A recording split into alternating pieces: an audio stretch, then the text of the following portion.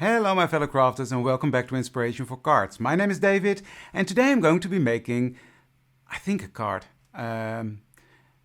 Sometimes you have these days that you have too many ideas in your head, resulting in nothing. Well, today is actually one of these days, so I decided just to sit down and play and see what comes. No plan, well, a little bit of a plan. Anyway, too many ideas in my head. And I just need to try something. So I just thought, while I'm doing that, let's film it. Why not? So I've been watching some YouTube videos, as you do, and I saw a video of Jennifer McGuire, and she was speaking about this new thingy that Tim Holtz introduced, a sticky mat thing, which I don't have because it's not for sale yet in the Netherlands, but not important. She had another thing which solved a problem that I thought was always really annoying. So all credits go to her. Now she had, I think, Hero Arts sticky mat that she cut up in pieces. I don't have Hero Arts, but I do have Cricuts. And I do have some old mats laying around that are not that sticky anymore, that I don't use for my Cricut anymore. And I thought, well, that might work. So let's switch down to my workstation and let's have a look. So this is what I made. I've cut up my Cricut mat and turned it into these A2 size mats. Now these are sticky. Obviously, that's what happens with the sticky mat. So these are sticky. So I've stuck my paper on it. I'm going to put this down, and the benefit is this doesn't move that much here on this. It sort of grips onto this silicone mat from Altenew that I have on my Altenew craft mat. So that is a benefit. But what is the biggest benefit that she showed is that this stops your paper from warping. And that is for me a huge benefit because I don't mind the paper curling when I'm using water and using sprays, etc. But sometimes when you create something, you want the color to stay in place. And this should help. So we're going to find out together. I'm going to make a couple of backgrounds and we'll see what comes out of it. I've also got this new die set from Tim Holtz that I want to try out. So I think we're going to turn one of the backgrounds into a card today. And I want to make another background that I'm going to be turning into a card another video. Because I don't want to overload you. But let's try some different techniques together and make some cards. So what I'm going to do first is I'm going to use my brayer and some ink, normal distress ink, and let's brayer that onto my piece of paper that I have in front of me. Is Rustic Wilderness and the other one is Mowed Lawn, slightly lighter.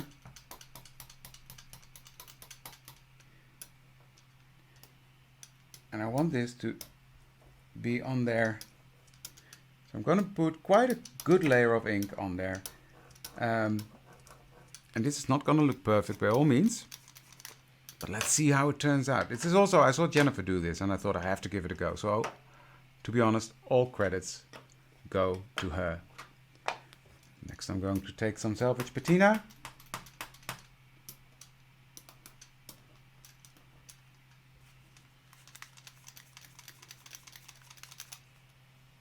Some prize ribbon.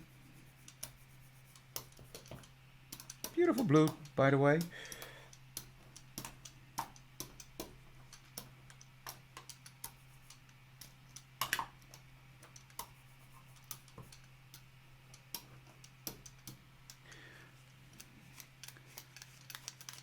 Because what I want is a background that is sort of suitable for a fairy-like. I'm gonna be making a card with the Lavinia. Not today, but some other day. But I want to create a background for that. So I just thought while I've got everything out, I might as well just do it. But I have no clue how this is going to work out, and we're going to find out together. So this is the first one that I'm trying. First time ever I'm trying this technique. We're going to try some other techniques as well. Now what I want a touch of pink in there, and I'm using Kitsch Flamingo for that.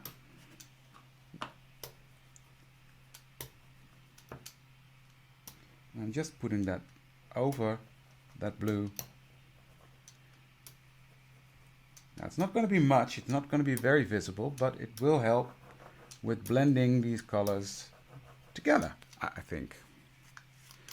Now this looks like a hot mess. I don't know, it could be fun, a background like this, but here we go. This is where my brain went, I need to try this. So, ready? I'm going to saturate this with water, and since we all know distress inks are water reactive, this should blend out. And it is not curling. Wow.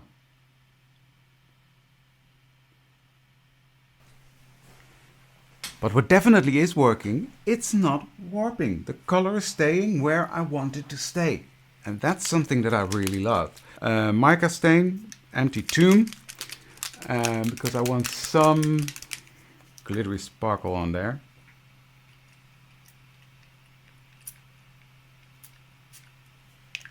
There we go.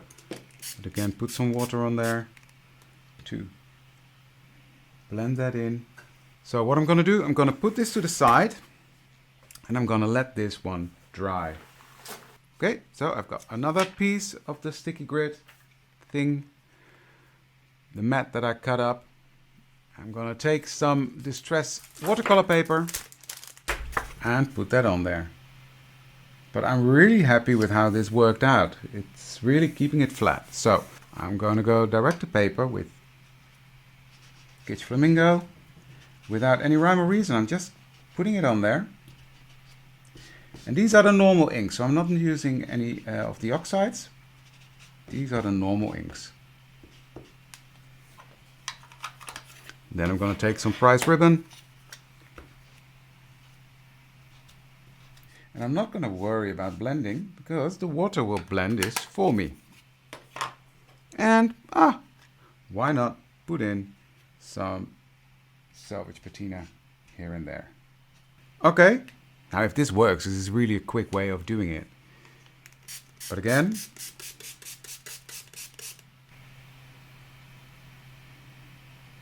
okay, not mad at this, not mad at all. Don't forget, these are backgrounds, bases that we can work off. We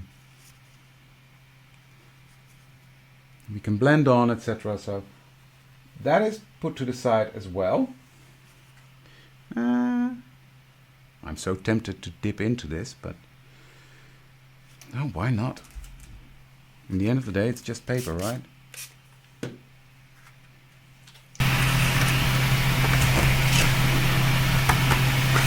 Let's not waste this ink.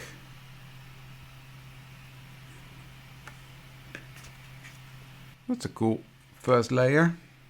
You can always come back. But you see, this is warping already. So the ink is running as well, which is not a problem because I'm going to dry this and then it'll work out. But sometimes you just want the color to stay in place. Okay, I'll keep this here because I might come back to it when I have more ink on there. Okay, let's make another one because I've still got this left, so we can continue. Let's try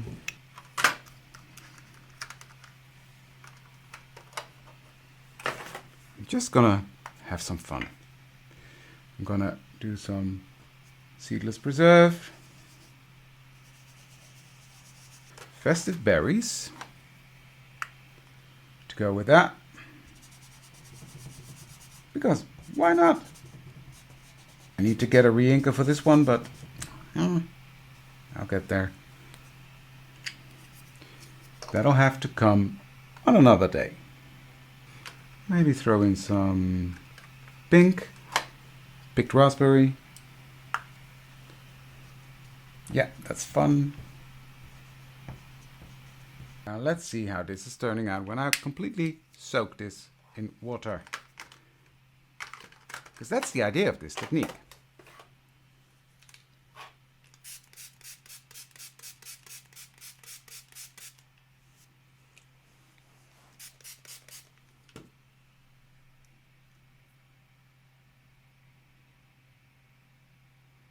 Let's move this around a bit so we cover everything. And the water does the blending. So I'm going to put this one to the side again and leave to dry. Let's do one more. I'm on a roll now. So what I'm going to do, start with seedless preserves. I'm just putting that on there. But I'm using an ink blending tool this time. Next I'm going to take some prize ribbon.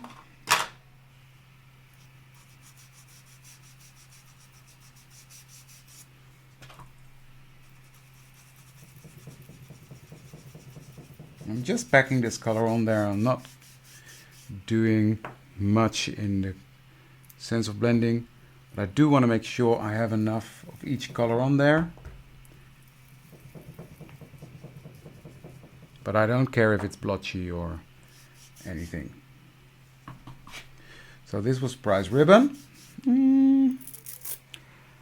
Next I'm going to take selvage patina.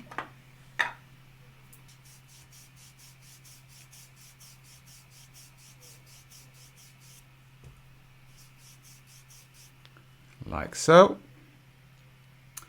And then I'm taking dried marigold. This is a bit too light, so I'm taking spiced marmalade. Yeah, that's better. That's better. Or maybe just now go in with some dried marigold. So this is giving me some sort of sunset range of color. Take my water and there we go again.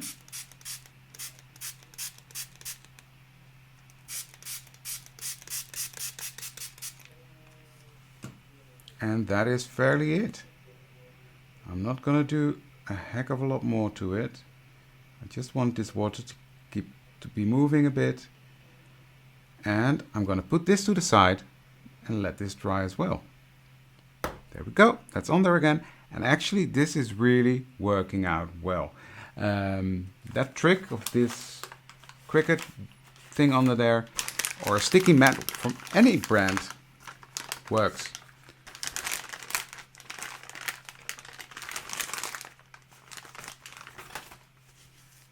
Just cleaning up my fingers a bit because I don't want to contaminate the paper. Now, next what I want to do is try the same thing, but then with little spots of color. I love selvage patina. Such a pretty color. Now I want to bring in, speaking about pretty colors, some saltwater taffy. Saltwater taffy is one of the new colors. And a pretty one. I think it's pretty. So let's pick up some ink. I think some abandoned coral could do the trick. I think some abandoned coral might be nice in there.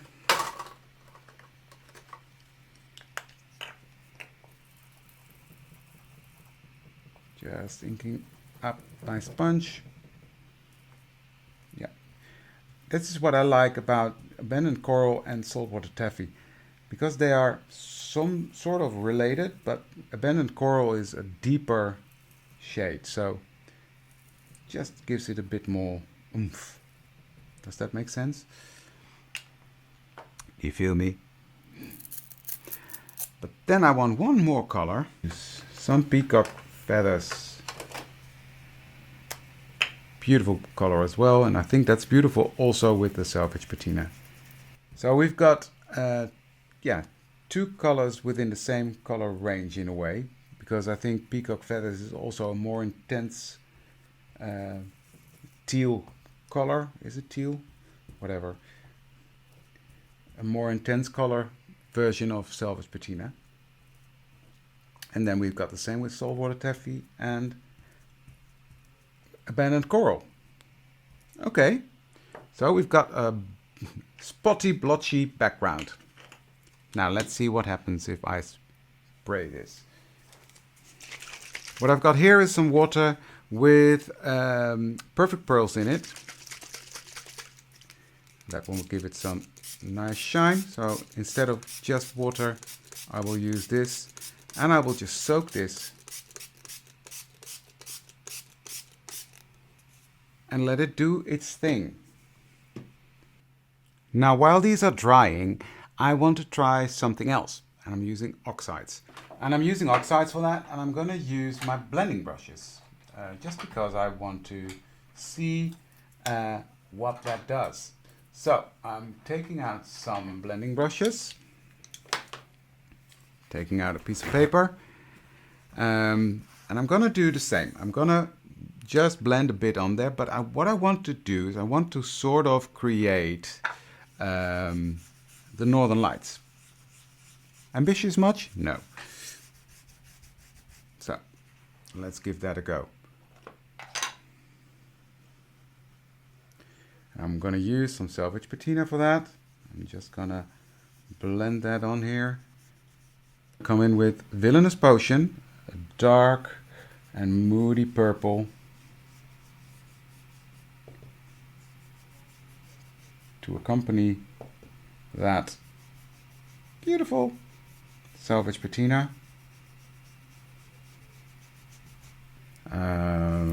Next I'm going to try Prize Ribbon. I'm not going to try it, I'm going to do it.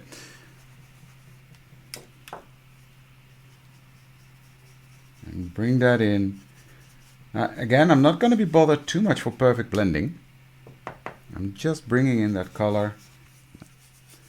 Next I'm going to take some Black Soot. I'm just going to bring that in some areas as well. Just to darken it up even more. Okay, so that's that.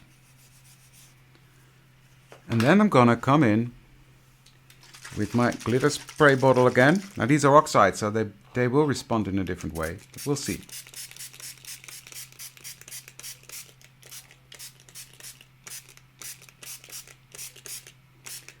And just soak this with water. And leave it to dry. Walk away, David. Stop messing with it. I will let this dry. For me it'll be an hour. For you it'll be in a split second. And then I'll be back. Okay, here are the backgrounds, nice and dry. This is the one I did with the oxides. Love how this one turned out. This is absolutely stunning. To me this looks like Northern Lights Galaxy. Yeah. This one actually turned out way more fun than I expected. Another benefit, by the way, is that the backs of your panels are staying a lot cleaner than doing it normally. Yeah. Yeah, I love how this one turned out as well. I love the layered look. You can see the pink through there. So I like that one as well. This is one that I will definitely use with my Lavinia stems. So that'll be for another video. Now this one I think would be beautiful for a Lavinia video as well. So I'm going to keep that one apart as well. But I love how this turned out. Bit of a stain. This one actually did sort of loosen up at the sides and pulled up in the middle. And that's what you see here. But in a way I like the effect. But not completely dried flat. And the same happened with this one. This one I love as well. I just love how that texture looks. And yeah, this one not so much. I don't think I'm going to use this one, but you never know. And this is the one that I dipped like that. First, what I want to do I want to do that? Why not? I want to experiment a bit. Well, not experiment. I want to put some distressed glaze over this one because I do like the chalky finish of a distress oxide, but in this case I would like to have a bit more of that layeredness coming through. So with some distress glaze, micro glaze on my foam pad, I'm just gonna blend over that. It really brings the oxides back to life, intensifies the color, but also the layers of color that are on there, you can see them through much better when you do it like this. So that's what I like in this case. So I'm just going to rub this piece of paper over there to remove any of the excess. Let's see what we've got here. We've got 7 dies. Let's take them out and have a look, shall we? I like this one. Thank you so much. And I like a happy birthday. We'll try this one, see if it works out or not. So I'm going to die cut these out and then I'll be right back. Okay, so I've got my card bases ready. I've got 3 card bases. If I need more, I can get more. But let's see what happened here. And I'm gonna see, look at that. Look at that. Now I don't want to let these letters go to waste. So what I'm gonna do is I'm gonna use this. I'm just going to take a piece of tape, might as well reuse this piece, and gonna put that on like so. So that keeps it in place. And then I'm going to puzzle these pieces back in there.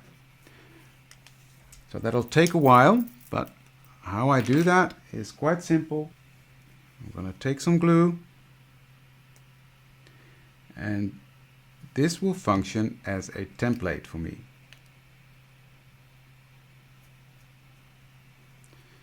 So we're going to have 2 cards in one go. Now this looks like a nightmare, but it's not that bad actually. It's going quite quickly and and it's fun to do. There we go. Now let's press that down. Like so, and then I'm just very lightly going to peel this one up, and then I'm going to hope that the letters will stay down. Now this is already a nice, simple, clean background. Now let's move on to this one. Do I want to pop this up a bit? Yes, I do. So what I'm going to do, I'm going to take my big roll of foam tape and I'm going to put that behind there to give this some dimension. So what I've done, I've trimmed this panel down to fit nicely on my card front, and I'm going to peel off the backing. Then I'm going to position this on my card base. Now let me see.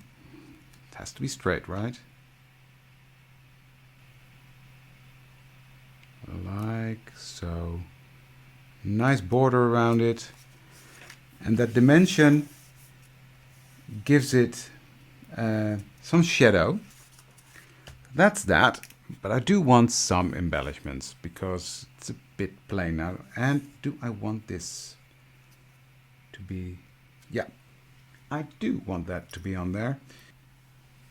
Next I'm going to take some silver Nuvo drops.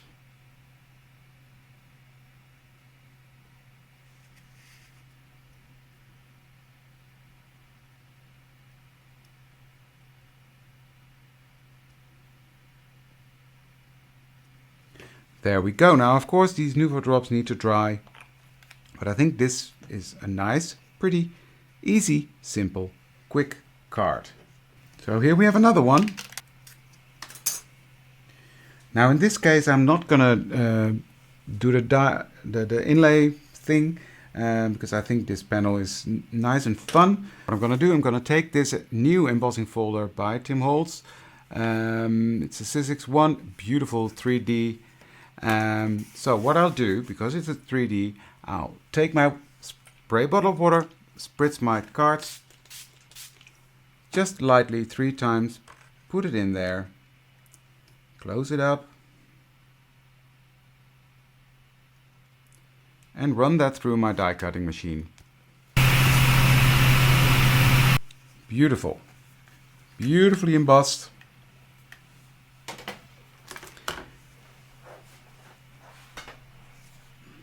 So what I'm going to do is I'm going to trim this down a bit so it's a square.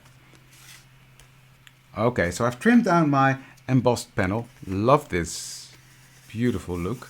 Then I'm going to put my panel in front of that. So I'm going to give this some dimension, take some foam tape, put this right in the middle.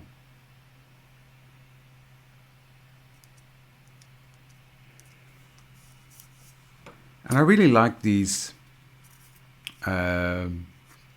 cutouts from Tim Holtz, the new ones. These one, the Thinlits. It's different, and I like that. It doesn't always have to be the same, right? And then I'm going to put my card front, which I'm going to keep very simple. Just a beautiful embossed panel. Very plain and simple, but beautiful. So let's line this up.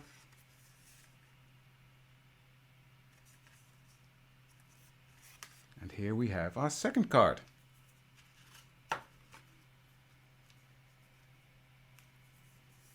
Put that to the side. Then we've got one more, and I'm not sure whether I'm going to like this one or not.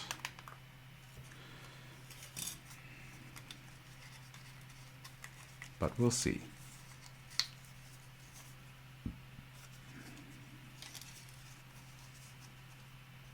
Actually, it's not too bad. If I trim it down, I will just go ahead and do that, and then we will see. Okay, so I've trimmed down the panel and it's already looking a lot better. So what I've got, I've got 2 strips here of Tim Holtz metallic, what's it called?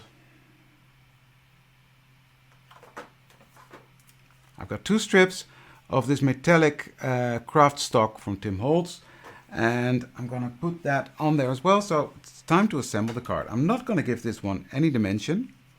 I'm just gonna keep this as flat as I can. It's perfectly aligned, and then it should go the other way, David. Good save. Let's do that again. Line it up again. That wouldn't be the first time I did that. So next I'm going to put some glue on this thingy. And I'm going to put this strip right next to that. That's going to look pretty, right? And I'm going to do the same on the other side. Next I'm going to take an acrylic block and make sure everything is pressed down.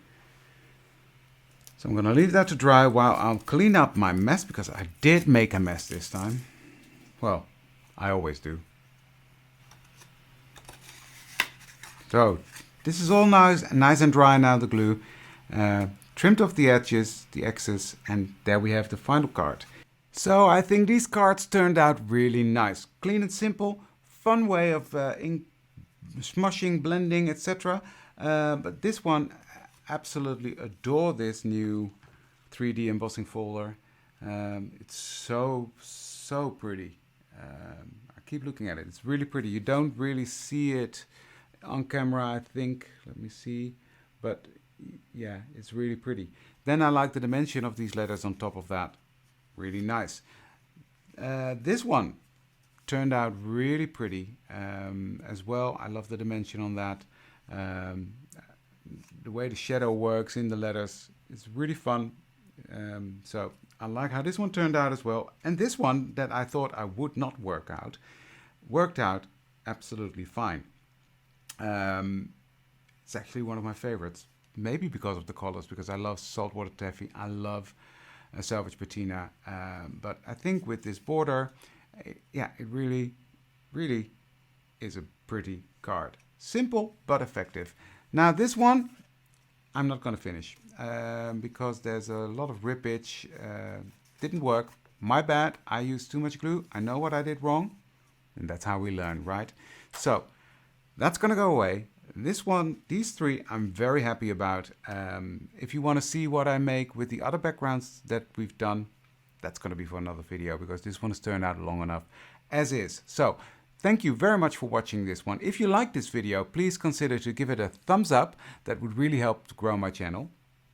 And if you have not done so yet, please subscribe to my channel and hit that notification bell. If you have already, thank you for that, and I would love to see you for the next video. Thank you very much for watching this one. Bye!